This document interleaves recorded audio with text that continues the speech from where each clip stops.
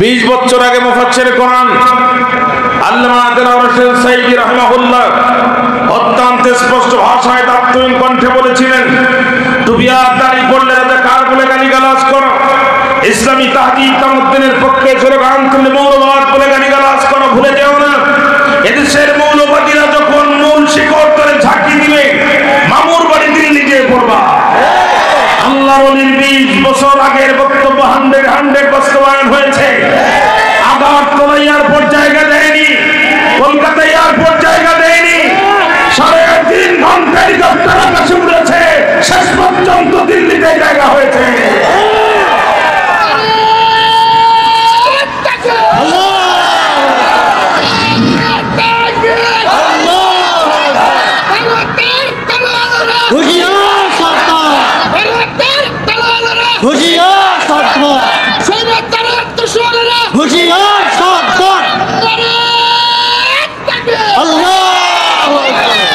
আজকের মাহফিল করার জন্য তো কোনো অনুমতির প্রয়োজন হয়নি, নাকি হয়েছে? বিনা অনুমতিতে উন্মুক্ত ভাবে আল্লাহ তাআলা আমাদেরকে কোরআনের আলোচনা করার এবং শোনার সুযোগ দান করেছেন। এই মাহফিল যদি 6 মাস আগে করতেন তাহলে বুঝতেন ঠেলার নাম কাকে বলে, ঠিক না?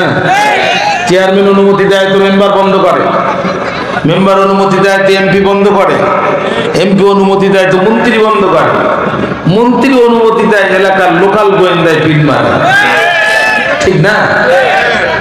কোরআনের সাথে গাদ্দারি করেছে, আলেমদের সাথে গাদ্দারি করেছে, চোর আর ডাকাতের মতো এক কাপড়ের পিছনে দরজা দিয়ে পালাতে বাধ্য হয়েছে। এতদিন শুনতাম পিছনের দরজা দিয়ে চোর পালায়, ডাকাত পালায়, কোন রাষ্ট্রনায়ক পিছনের দরজা দিয়ে পালায়, এটা পৃথিবীর ইতিহাসের প্রথমবার। পালানোর সময় বলতেছে আমার একটা শাড়ির দরকার ছিল, বলছি ম্যাডাম হাতে সময় নেই, তাহলে একটু বক্তব্য দিতাম, সে ক্যামেরাম্যান পালাইছে বহুত আগে, তাহলে বাবার কবরটা জিয়ারত করতাম, ওইখানে গেলে ওখানেই শুয়ে পড়া লাগতো না, কেন আমার নিরাপত্তা পুরোহিতরা কোথায়? ওরা কাপড় চোপড় খুলে ফেলেছে, মানুষের মাঝে মিশে গেছে। তো রাগ করে বলছে এখন কি করবো বলে দাও। অফিসাররা বলতেছে পিছনের দরজা দিয়ে বেরিয়ে যাও, যাদের দালালি করেছো তাদের দেশে চলে যাও। 20 বছর আগে মুফাসসির কোরআন আল্লামা দেলাওয়ার হোসেন সাইদি রাহিমাহুল্লাহ অত্যন্ত স্পষ্ট ভাষায় তাত্ত্বিক কণ্ঠে বলেছিলেন, টুপি আর দাড়ি পড়লে রাজাকার বলে গালিগালাজ করো, ইসলামী তাহজিব তামদ্দুনের পক্ষে স্লোগান তুলে মৌলবাদ বলে গালিগালাজ করো, ভুলে যেও না এদেশের মৌলবাদীরা যখন মূল শিকড় ধরে ঝাঁকি দিবে মামুর বাড়ি দিল্লি যেয়ে পড়বা। আল্লাহর ওলির 20 বছর আগের বক্তব্য 100 বাস্তবায়ন হয়েছে। আগারতলা এয়ারপোর্ট জায়গা দেয়নি, কলকাতা এয়ারপোর্ট জায়গা দেয়নি, 3.5 ঘন্টা হেলিকপ্টার আকাশে উড়েছে, শেষ পর্যন্ত দিল্লিতে জায়গা হয়েছে।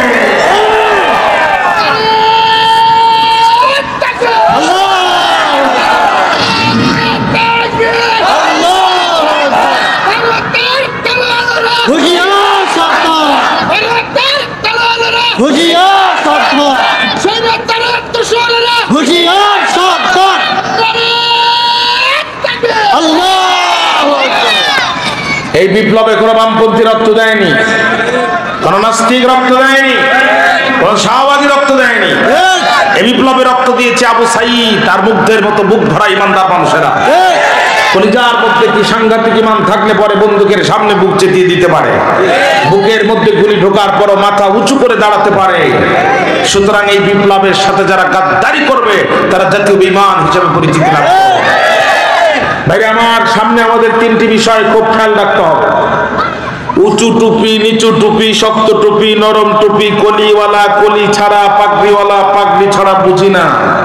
সব আলেমদেরকে এক মঞ্চে উঠতে হবে, হাতে হাত ধরতে হবে, ইসলামের পক্ষে একই মঞ্চে দাঁড়াতে হবে। যারা দাঁড়াবে না তারা জাতীয় গাদ্দার, মুনাফিক, বেঈমান আব্দুল্লাহ ইবনে উবাই ইবনে সুলুল হিসেবে আত্মপরিচয় প্রকাশ। 2 নম্বর কমিউনিজম দেখেছি, ন্যাশনালিজম দেখেছি, স্বামীর শাসন দেখেছি, বাবার শাসন দেখেছি, সেকুলারিজম দেখেছি। শুধু একটি বার 1000 বছর পূর্বে হেরা গুহায় নাজিল হওয়া আল্লাহর কোরআনের শাসন ব্যবস্থা দেখার মাধ্যমে আমরা খলিফা ওমরের শাসন ব্যবস্থায় ভূখণ্ডে দেখতে চাই। হযরত আবু